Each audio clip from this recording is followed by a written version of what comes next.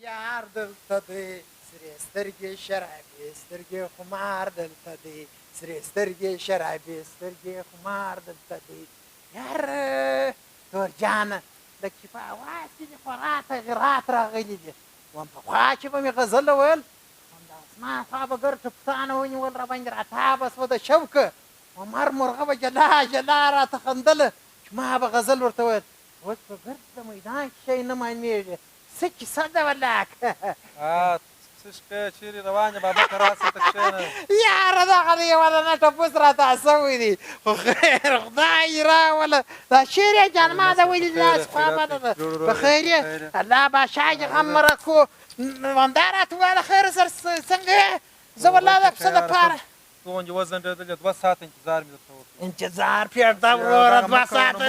موږ راجره د ونې چې وم چې پیدا وسول به دغه ورځ راوتلی یم در دغه اوسه پورې دی و انډیوال په انتظار یم ولاکه مې پیدا کړي دي ته 2 ساعته در باندې وغمېدل ته کښېنه عجب توک مې رانیوی انتظار په چا مه کوه ته ګوره څه مې رانیولی دغه توک مې رانیوی د خیره سره چې غاړې ته ور واچومه وم دا پسه به مې 10,000 افغانۍ قیمت بالا پیدا کړي پوس به دې و دا راته ووایه دې شیانو قیمت نه بالا کړي دا دې څه شي اخیستی دي عجب سړی دا دې څه شي اغوستی دي ملخه ته د دې په قدر نه پوهېږې ته ورته وګوره 4,000 رقمه یاقوتو زمرد پکې سي مات سوي دي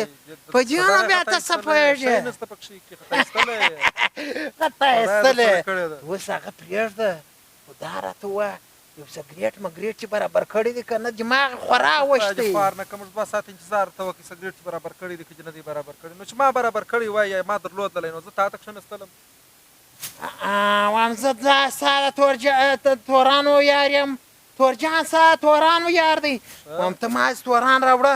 چې څوک د سترګو پورته ته وګورې شغه شغه بې وغورځوم هم دغسې لکه د لاندې پسه پوهېږې ته ما سه چې کوچنی سړی جوړ کړی دی عجب سړی ډېر داسې غټ ویې ویم دغه وم غټ سړی خوله مې خطا وتل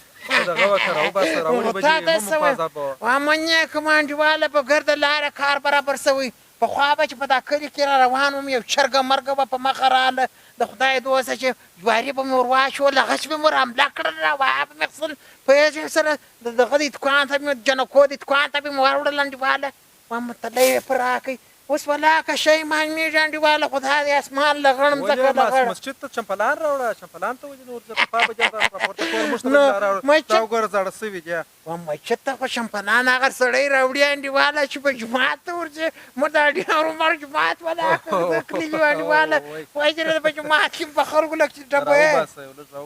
ولاکه شی له ستا انډیواله زه ستا په جیب راغلی یم زورور راوباسه ناکیمه ماښام مه راخرابوه چې اوس به مو انډیواله نو دا خو زما او ستا د مېلې دي بیا چې مېلې ته ځو هغه به د کمه کوو عجب سړی وایم اوس په لږ ګزاره کوم د څه په وایه یاره وایم قربان سمه زوروره دا به ګوره وایم دا به لږ کار کوم خو دا راته وایه سګرېټۍ به د کمه کړو سګرېټ هم غواړي باید دا به د کمه کړو ته به یو څوک موږ نه تېرېږي پاس به پرو کړو ولاړ څه خواستګره زمره ولاړ شولم داسې انډیوال سره کښېنم پوهېږې خواست مو وکړو ولاړ څه هلته د پلار د صدرې یو شی مې وکاږه پلار څه دی ده ګل محمد کاکو کوانه یو شی راوست ولاړ څه پورته څه ولاړ څه ولاړ څه چې اوس راسه ویل کېږي پورته څه موږ ګرد دنیا ورور بیا سګرېټ نو خو ستا خپله موږ داسې کار نه کوو چې سړی په اخته کو باره باید د کار ورڅه مو ونه چې اوس ته د پلار صدرې ونه وه ستا ازموینې د په شپېن ژړوالي کې وې پورته ولاړ څه زوروره ولاړ څه پورته ورته ژر څه کنې اوس دا شمپل به دې وولم د خدای دوسته دلته ورته وګوره موږ هم را ولاړ سو چاته رالو انډیواله په ګرد دغه کې ونه که ټوټه جیب ته اچولې هغه به مې استعمالوې نه پوهېږې داسې کار کوې د خدای دوسته وایي درېده ولاکه مې دا وخت ستا دپاره ضایع کړی و وایي درېده چناکې پوهېږې سره وایي درېده ډېره زیاته مننه درنو دوستانو په دې هیله چې نننۍ خپرونه به ستاسو د خوښ وړ ګرځېدلې وي دا چې په نننۍ خپرونه کې زموږ د پښتو ژبې نوموتی ممثل راسره میلمه و خدای دې وکړي چې دا خپرونه ستاسو د پام وړ ګرځېدلې وي درنو دوستانو د هندارې یوټیوب چینل چې د پښتو ژبې